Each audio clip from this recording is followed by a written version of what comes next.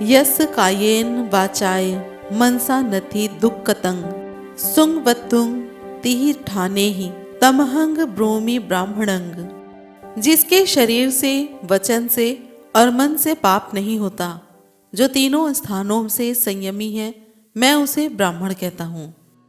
जय भीम, नमो बुद्धाय।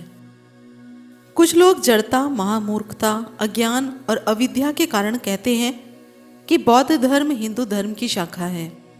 इस प्रकार के पागलपन की बात कहने वालों का तर्क यह है कि हिंदू धर्म और बौद्ध धर्म भारत भूमि में पैदा हुए हैं, इसलिए बौद्ध धर्म हिंदू धर्म की शाखा है। लेकिन इस प्रकार की बातें कहने वाले मूर्खों का यह तर्क नहीं बल्कि कुतर्क है। ये लोग नहीं जानते कि एक ही खेत में बबूल और कटेरी के कांटे, धतूरे का फल, अफीम, गांजा और भांग पैदा होते हैं, तो उसी खेत में गेहूं, चना, बाजरा, चावल जैसे खाद्यान्न और गुलाब जैसे सुगंधित फूल भी पैदा होते हैं। तो क्या इन्हें एक ही पेड़ की शाखा कहा जा सकता है? इस बात का उत्तर एक ही है कि नहीं। एक ही आम के पेड़ पर अनेक प्रकार के किस्मों के आम के कलम लगाकर अनेक प्रकार के आम प्राप्त किए जा सकते हैं। उसी प्रकार एक गुलाब के पेड़ पर विभिन्न किस्म के गुलाब लगाए जा सकते हैं। यह इसलिए संभव हो सकता है क्योंकि आम का तना एक ही है, जिस पर अलग अलग आम की कलमें लग सकती हैं, और गुलाब के पेड़ का तना भी एक ही है, जिस पर अलग अलग रंगों के गुलाब लग सकते हैं। यदि तने भिन्न भिन्न पेड़ों के हो जाएं तो ऐसा हो पाना संभव नहीं होगा। जिस प्रकार से बबूल, नीम, पीपल आदि के पेड़ पर आम की कलम नहीं लगाई जा सकती और गुलाब के पेड़ पर चमेली, गेंदा की कलम और अरहर के पेड़ की कलमें चने के पौधे पर नहीं लगाई जा सकती, इस प्रकार बौद्ध धर्म और हिंदू धर्म आम और बबूल, गुलाब और धतूरे के पेड़ों की तरह बिल्कुल भिन्न है। जिस प्रकार आम को बबूल और गुलाब को धतूरे की शाखा नहीं कहा जा सकता, उसी प्रकार बौद्ध धर्म को हिंदू धर्म की शाखा कहना महामूर्खतापूर्ण और अवैज्ञानिक बात होगी। एक ही पेड़ की शाखाएं चाहे ऊपर हों या नीचे, दाएं हों या बाएं, आगे हों या पीछे अथवा बीच में, वे सभी शाखाएं एक ही प्रकार के फूल और फल देंगी। उदाहरण के लिए आम के पेड़ की सभी शाखाएं आम ही पैदा करेंगी, बबूल की तरह कांटे या गूलर और कटहल नहीं।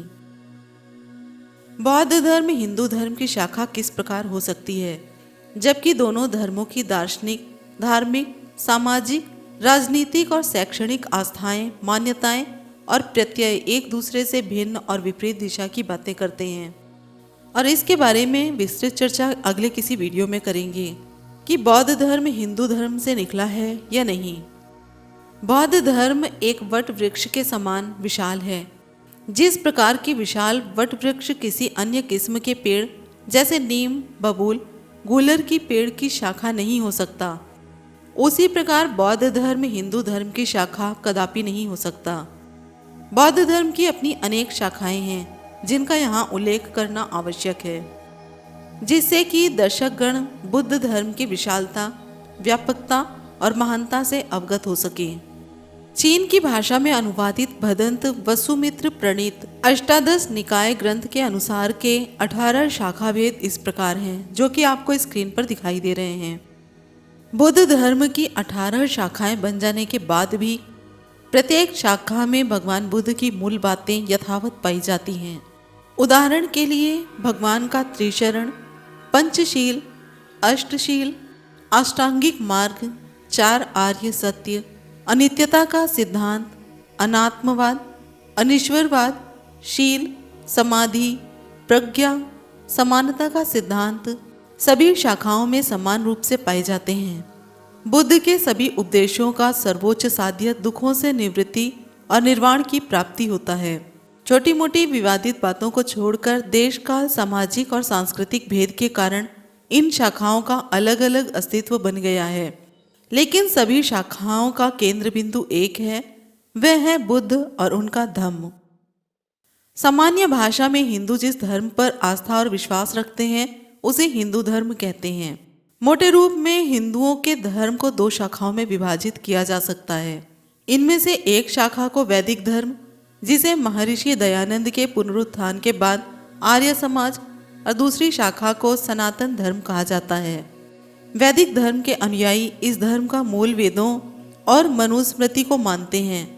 वैदिक धर्म वेदों, वैदिक कर्मकांड, यज्ञ आदि के अंतर्गत किए गए प्रावधानों के अनुसार अपना जीवन यापन करते हैं। वैदिक धर्म के अनुयायी ब्रह्मवाद, ईश्वरवाद, आत्मवाद और सृष्टिवाद पर विश्वास करते हैं। हिंदू धर्म के अनुयायियों की एक दूसरी शाखा भी है जिसे सनातन धर्म कहते हैं। जिस प्रकार वैदिक धर्म का स्रोत वेद और वैदिक ग्रंथ हैं, उसी प्रकार सनातन धर्म के स्रोत पुराण, रामायण, महाभारत, रामचरितमानस, गीता आदि ग्रंथ माने जाते हैं। आजकल सनातन धर्म और हिंदू धर्म एक दूसरे के पर्याय माने जाने लगे हैं। हिंदू धर्म की अनेक शाखाएं हैं। इन सभी शाखाओं में कुछ समान विशेषताएं पाई जाती हैं। सभी शाखाओं की यह मान्यता है कि जगत में 3 मुख्य देवता हैं जिन्हें ब्रह्मा, विष्णु, महेश कहा जाता है।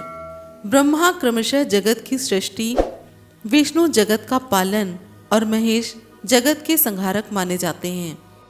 हिंदू धर्म की मान्यता है कि जब जब धर्म की ग्लानि यानी कि पतन होता है, तब तब साधुओं, सज्जनों और अच्छे लोगों का परित्राण यानी कि कल्याण और हित मंगल करने वाले के लिए विष्णु अवतार लेते रहते हैं। हिंदू धर्म की पुराणों में समानता नहीं है। कुछ पुराण 10 अवतार मानते हैं, कुछ 20 मानते हैं। 10 अवतार बताने वाले हिंदुओं की मान्यता है कि विष्णु ने पहला अवतार मछली के रूप में, दूसरा कछुआ, तीसरा सूअर, चौथा नरसिंह यानी कि आधा शेर और आधा आदमी, 5वां वामन, 6ठा परशुराम, 7वां राम, 8वां कृष्ण, 9वां बुद्ध और 10वां भविष्य में आने वाला कल की अवतार होगा।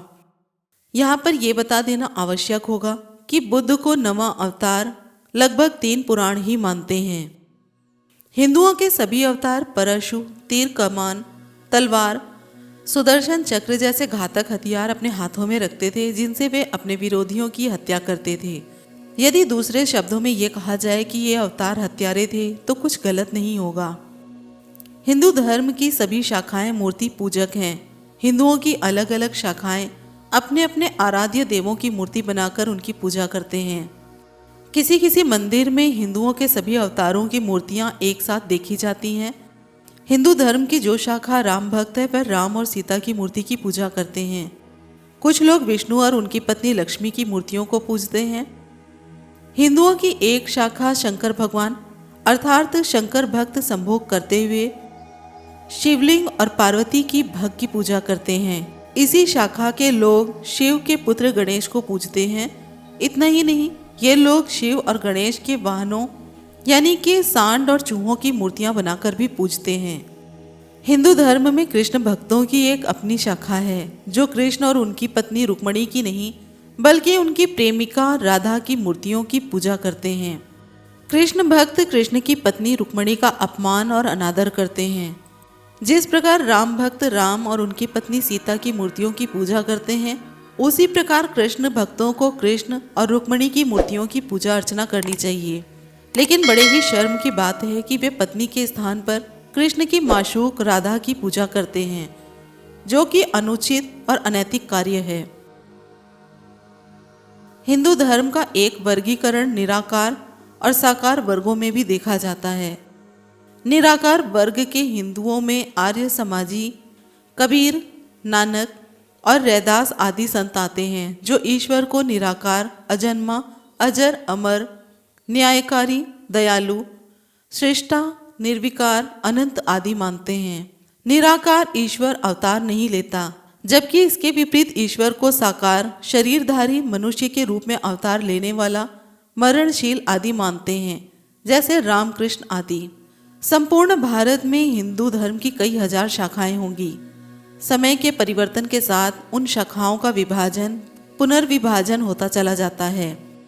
इस प्रकार इनकी संख्या दिन दूनी रात चौगनी बढ़ती चली जा रही है। कबीरपंथी, सिख धर्म और उनकी अनेक शाखाएं, रैदासी, दादूपंथी, राधा स्वामी और उनकी कई शाखाएं, निरंकारी, ब्रह्मकुमारी जैसी कई हजार शाखाएं संपूर्ण भारत में फैली हुई हैं। इन सभी शाखाओं में हिंदू धर्म की सामान्य बातें सब में समान रूप से पाई जाती हैं, इसलिए ये सभी हिंदू धर्म की शाखाएं हैं। बौद्ध धर्म को हिंदू धर्म की शाखा केवल इसलिए कहा जाए कि इसके प्रणेता और शास्ता का जन्म और कार्यक्षेत्र जम्बूद्वीप रहा है, जो कि आज का भारतवर्ष है, तो यह पागलपन की बात होगी। बौद्ध धर्म और दर्शन, हिंदू धर्म और उसके दर्शन में जमीन आसमान और उत्तरी ध्रुव और दक्षिणी ध्रुव का अंतर है। दोनों धर्मों की धार्मिक आस्थाएं और मान्यताएं एक दूसरे के साथ विरोधात्मक संबंध रखती हैं। फिर कैसे कहा जा सकता है कि बौद्ध धर्म हिंदू धर्म की शाखा है? ये बात पहले भी बताई जा चुकी है कि जिस प्रकार बबूले और धतूरे के पेड़ में से कांटे और विष पैदा होते हैं, उसी प्रकार हिंदू धर्म में से पाखंड, अंधविश्वास, मूर्खता, शोषण, उत्पीड़न, हत्याएं और बलात्कार आदि पैदा होते हैं। उसमें से बौद्ध धर्म में जो प्रज्ञाशील, मैत्री, करुणा आदि मानवीय और नैतिक मूल्यों पर निर्भर करता है, वो हिंदू धर्म से कैसे पैदा हो सकता है? ये सवाल आपके लिए। वीडियो के बारे में आपकी राय क्या है? क्या सच में बौद्ध धर्म हिंदू धर्म से निकला हुआ है? आपकी जो भी राय है कमेंट बॉक्स में ज़रूर बताएं। इन सब बातों में शक की कोई भी गुंजाइश रह गई हो तो बौद्ध धर्म नहीं है हिंदू धर्म की शाखा पुस्तक, जो कि डॉक्टर धर्मकीर्ति द्वारा रचित है। इस पुस्तक को ज़रूर पढ़ें। वीडियो पसंद आई हो तो लाइक, कमेंट, शेयर करें और चैनल को सब्सक्राइब करें। फिर मिलते हैं अगले वीडियो में एक नई जानकारी के साथ। जय भीम, नमो बुद्धाय, जय संविधान।